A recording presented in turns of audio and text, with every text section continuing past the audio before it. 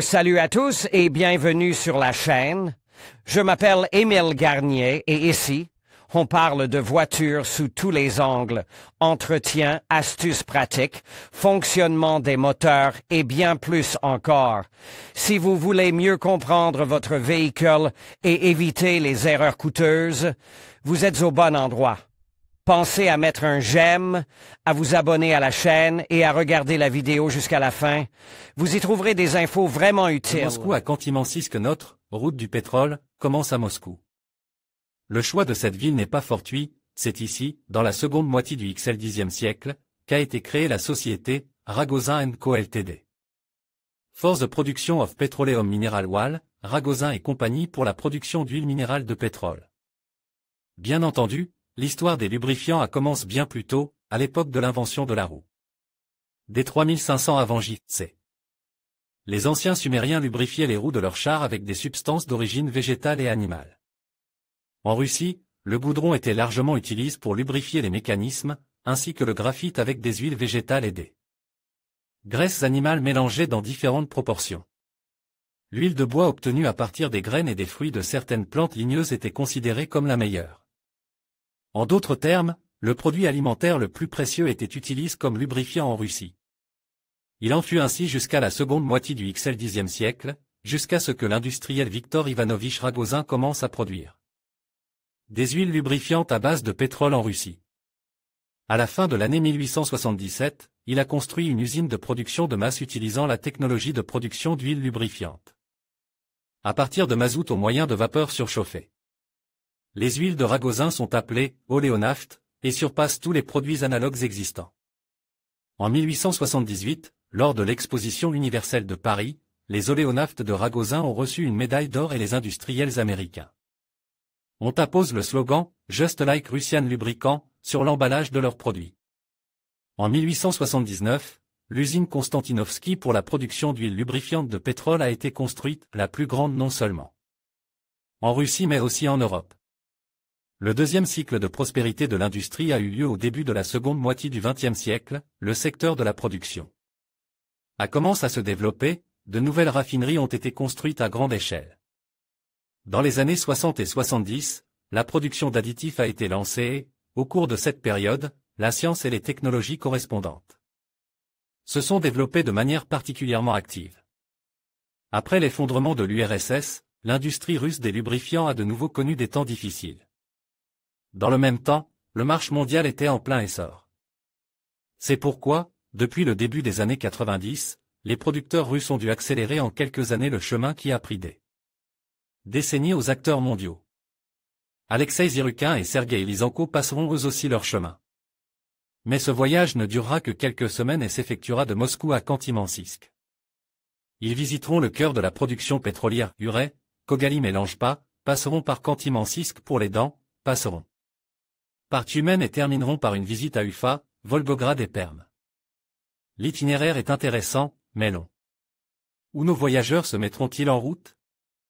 Vers le soleil levant cette fois-ci, notre voyage promet d'être asphalte, mais on ne sait pas encore quelle route nous attendent. Dans le district autonome de Khanty-Mansiysk. Aucun service convivial n'est prévu en cours de route, et le calendrier du voyage est extrêmement serré. Tout cela ne signifie qu'une chose, il n'y a pas de droit aux pannes et aux arrêts. Alors, que conduire? Sergueï est un grand amateur de camionnettes. Il en a conduit plus d'un demi-million de kilomètres. Quant à Alexei, il respecte les voitures à compartiment unique.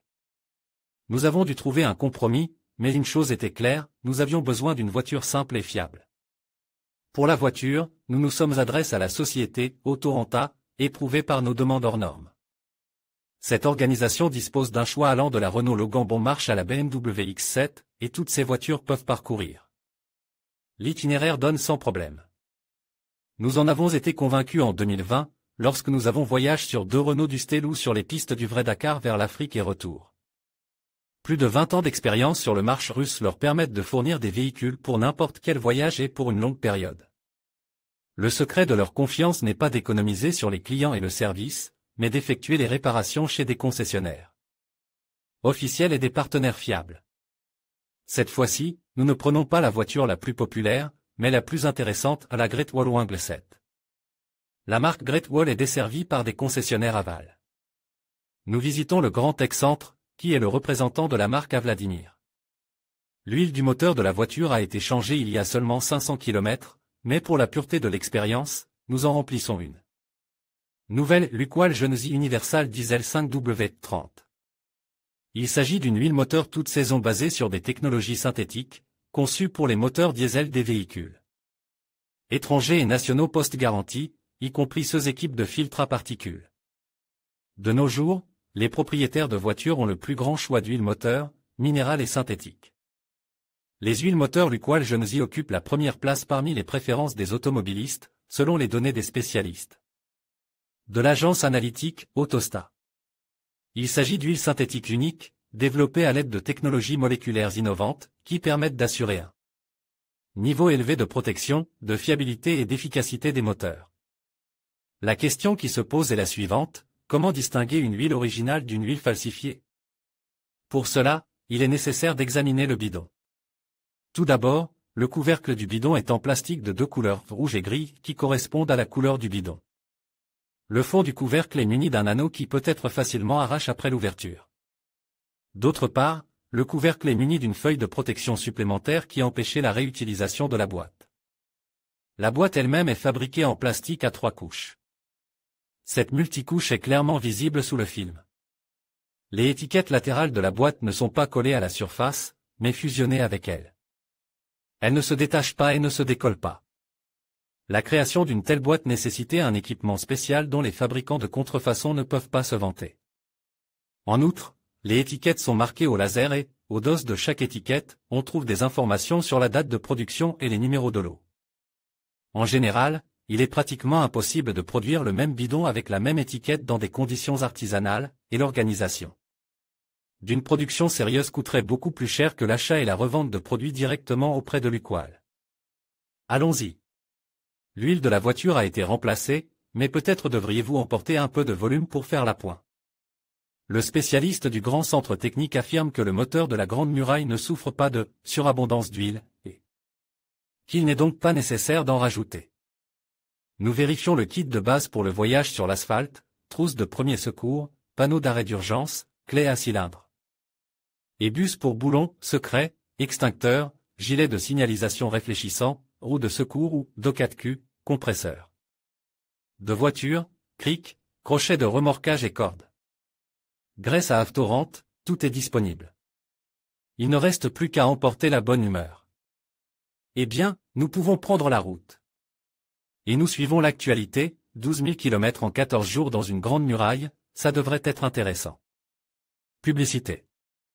En conclusion, le voyage du pétrole russe, du puits au consommateur, est un processus complexe et fascinant qui illustre l'interconnexion de notre économie mondiale. À travers cette exploration, nous avons pu observer les différentes étapes de cette chaîne d'approvisionnement, des techniques d'extraction au raffinement nécessaire, jusqu'à la distribution finale. Comprendre ce parcours nous permet de mieux appréhender les enjeux géopolitiques et environnementaux liés à cette ressource précieuse.